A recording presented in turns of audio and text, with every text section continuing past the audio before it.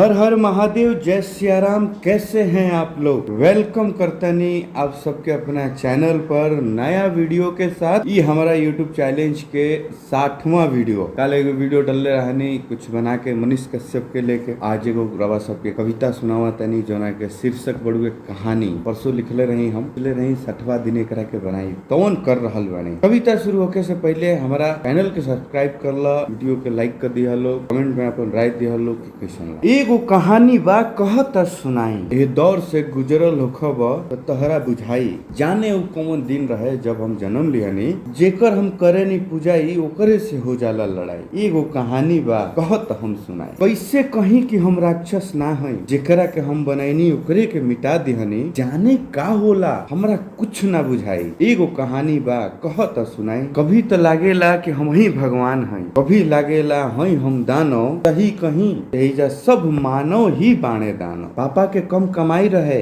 हंसी रहे दवाई। एगो कहानी बा कहत सुनाई। एही जे देतनी हम अपना वाणी के विराम। बोलो हर हर महादेव, जय सिया राम।